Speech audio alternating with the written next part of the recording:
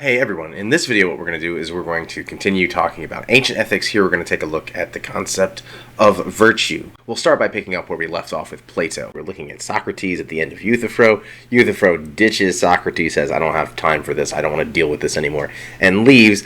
And Socrates says, well, that's too bad, I thought I could use your help. And then Socrates himself has to go to court.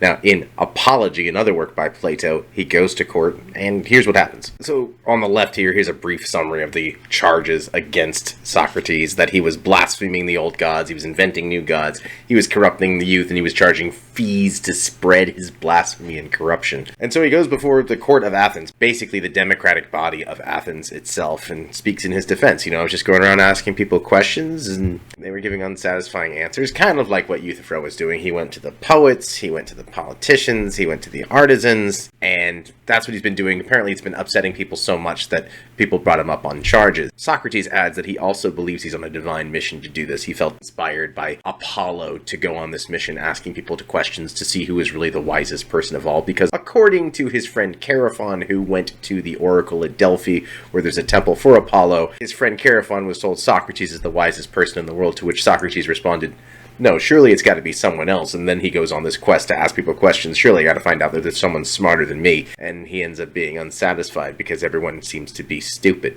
As a result here, the court says to Socrates, listen, we'll let you go if you just promise to shut up. To which Socrates says, listen, I'm on a divine mission to do this. I can't just shut up. This is obviously what I'm supposed to do, and we all as a society benefit from this, getting down to really what's important. The jury then decides to execute Socrates, and Socrates says, if that's how it's got to be, that's how it's got to be. And he says, for it's better for me to suffer injustice than to do injustice. You all are in the wrong, but I'm not going to do wrong because of your wrong. Two wrongs don't make a right. Finally, there are two other works by Plato I want to mention. There's Crito, where his friends try and break him out of jail. Socrates, you don't have to do this, but he says, no, even though Athens is doing the wrong thing by executing me, I still have to obey the law. Even though I'm suffering injustice, I will not do injustice, despite the injustice going on here. He says, you gotta do what you gotta do. And then in Plato's work, the Phaedo, where Plato spends most of his time actually talking about his own philosophical stuff, at the very end of the Phaedo, nevertheless, there's a depiction of Socrates' death that we also see here in this painting by Jacques-Louis David, where here's Socrates, he's drinking hemlock poison, that's how he's going to be executed. He has to drink poison, his hand pointing upwards towards the things that are important. This body here doesn't matter, the stuff that's above does. Everybody's upset, this guy's crying over here uncontrollably, this person's inconsolable. And so this is the end of Socrates. And while that may have been the end of Socrates, it certainly wasn't the end of Greek philosophy or ethics. In fact, these works that we're reading right now were written by Plato, who has his own philosophical stuff that he does too, but one of the things that we have from Plato are the early things that Socrates did. Socrates himself didn't write anything down, or if he did, we don't have it. So a lot of that we get from Plato. Plato himself started a school in Athens called the Academy, from where we get our word today in English, academics, academia, and the academy itself, named after Plato's school. Now, Plato had several students at his academy, one of whom was a young Macedonian thinker named Aristotle. However, when Plato died, Plato's own nephew Chrysippus inherited the academy that Aristotle probably thought he was going to take over. So Aristotle ended up founding his own school called the Lyceum, also in Athens, but also Aristotle had the job of being tutor to Alexander the Great, who ended up conquering a lot of the ancient world in North Africa, the Balkans, Anatolia, the Near East, all the way to India. A lot of Greek influence was spread into those regions. So Aristotle did a lot, and he wrote a lot on pretty much every subject matter one could think of at the time, but we're going to take a look at a little bit of his ethics. So Aristotle begins his book, Nicomachean Ethics, with the opening line, every art and every inquiry and similarly every action and pursuit is thought to aim at some good, and for this reason the good has rightly been declared to be that at which all things aim. Nevertheless, there's a bunch of things that we do. There are many actions, many arts, many sciences, and their ends are all so many. Like, what's the purpose of shipbuilding is to build ships, and what's the purpose of nutrition, learning how to be healthy, and so on. And so everything we do, even if we're not conscious of what it is, we do it for some reason or some end or some aim. What then is the end or purpose or goal of what we do as humanity. For example, if an archer is supposed to hit a target, won't they hit the target better if they know that there is a target and what it is and what they should be aiming for? If we're human beings and we have a purpose or a goal, shouldn't we know what that target is? What's the target? And Aristotle says the thing that we are after, our purpose of human beings, what we're pursuing, our good, is happiness. Now, he doesn't use the word happiness in English. He uses this Greek word eudaimonia, which we translate as happiness. It doesn't mean the feeling of happiness, like that good feeling you've got. It means more than that. But he says everything that we do, like every decision that we make in life, we're doing it to try and acquire this thing called happiness. And it's not just being wealthy, it's not just enjoying pleasure, but having this notion of self-sufficiency, like you lack nothing, you're completely content with what is going on in your life. And so therefore happiness is the chief good, according to Aristotle. Happiness, or eudaimonia. Which then he turns to the question of, well, okay, if that's what we're after, we're trying to acquire happiness. How do we get there? How do we acquire it? The answer to the question we are asking is plain also from the definition of happiness, for it has been said to be a virtuous activity of the soul of a certain kind. But Aristotle says we get at this happiness by cultivating what he calls virtue, in Greek arete. And that Greek word for virtue, arete, translated into Latin, is virtus, which is where we get our English word virtue. So if virtue is the gateway to happiness, what's virtue then? So the word virtue literally means excellence. So when you think of virtues, they're the most excellent qualities someone could have. This is also why we call people who are excellent at, say, sports or playing a musical instrument a virtuoso, someone who has virtue. Aristotle says that when it comes to virtue, everything that we do as human beings, we ought to do well, especially what we do as human beings, which is go after happiness. We ought to do that well. We ought to pursue that excellently, virtuously. And how do we do that? Well, through a cultivation of character. So often when we're talking about ethics today in the 21st century, we're talking about what's right and wrong. Usually it comes down to some kind of consequentialist notion of ethics. That is, what's good is based on the consequences. So when we're talking about what's good and what's bad, we talk about whether the action's good or bad. That's not so much what Aristotle's interested in. If you want people to produce good actions and do good things, you need to have good people to start with. So for Aristotle, there's this relationship between ethos, who we are, our character, our disposition, and ethos, what we do. Even though you can see the Greek words are related there, and they're related to our word in English for ethics. But basically, you want good people, you need them to have good habits. By habits, we mean continually repeated action. And eventually, this produces a process called ethizo, or habituation in English, which means continually repeated action. That means what we do is like muscle memory. Just like if you continue practicing a musical instrument, you start to know what to do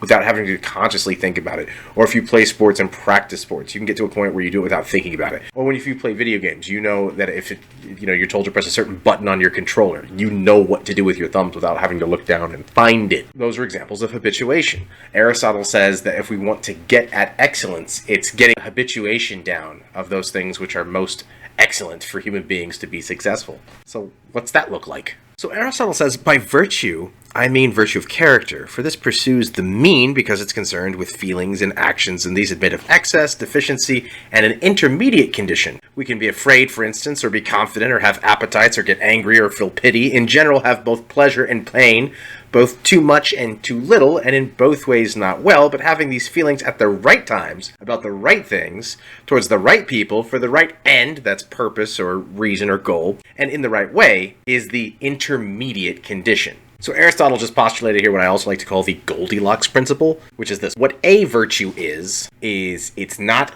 too much of something, it's not too little of something, but it's the middle ground, it's just right. This is virtue is a mean between a vice of excess and a vice of deficiency. It's not too much, it's not too little, it's just right. For example, take a look at this chart. So I've extrapolated this from Aristotle's Nicomachean Ethics, Book 2, but here is his list of virtues in the middle. Now, this is not necessarily an exhaustive list, but here's what virtues are. Virtues are the right middle ground between too much, or vices of excess. So it's not just that virtues are the opposites of vice, it's the middle ground between two vices.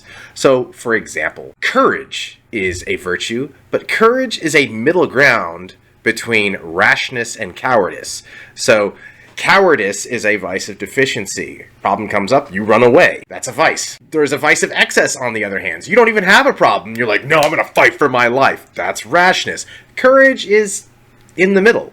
It's not running away from everything, but it's also not attacking everything either. Then also we've got the next one, temperance. Temperance, in today's lingo, that would be self-control. What are the vices there? Licentiousness. That's a vice of excess, just completely overdoing it. Someone, they're drunk all the time, intoxicated all the time. They have absolutely no self-control whatsoever, completely overdoing it. But on the other hand, there's a vice of deficiency. When someone is insensible or they have the vice of insensibility, they're never having fun, they never want to have fun, and no one wants to be around them. That's still a vice. So temperance or self-control is the middle ground between the two. Let's take a look at the third one, liberality. That, like in today's lingo, that would be being generous, giving. Too much prodigality, you give everything away all the time. You're giving all your money away. Stop it. But illiberality is you don't give anything away. You're the stingiest person ever. Liberality, being generous, is actually somewhere in the middle. Not giving away too much, but also not ever being giving either. And so again, for Aristotle, virtue is a mean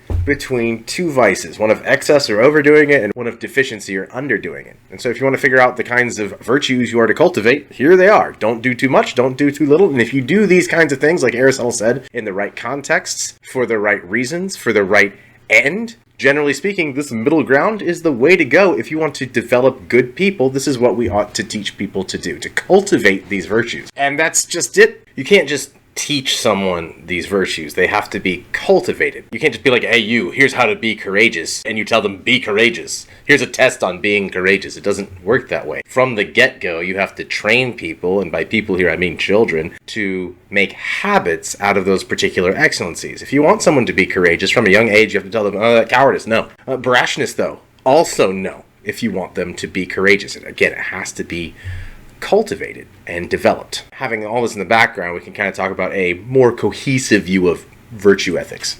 So in summary, in virtue ethics, that which is moral is evaluated with respect to the character of the active moral agent, the person doing the work, rather than their actual actions themselves. So sometimes it's called agent ethics as opposed to action ethics. And so here are the key general claims of Aristotelian virtue ethics. First off, the kind of person that we are, right being, is more important than the right action. If you want to get those right actions out of people, you develop the right kind of character. Secondly, a virtue is a character trait or disposition to habitually act in a manner that benefits oneself and others. So if you're continually cultivating, as I said, those virtues by the process of habituation or ethizo, which is where you make the regular practice of virtuous behavior, you make a habit out of virtue by continually avoiding those vices of excess and deficiency, and you act in such a way that it benefits yourself and others out of a disposition of good character. Because a third point here, a virtuous person is more likely to do what's right. Sometimes it's a roll of the dice. Will they do the right thing? If you cultivate virtue, someone who is virtuous intrinsically will be good because they're a good person and good actions will result. It's not that you become a good person by doing good actions.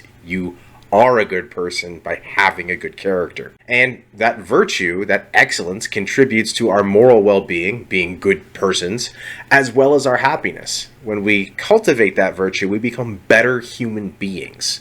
And we acquire that happiness, or eudaimonia, that Aristotle was talking about. Again, it's not a fleeting feeling of happiness.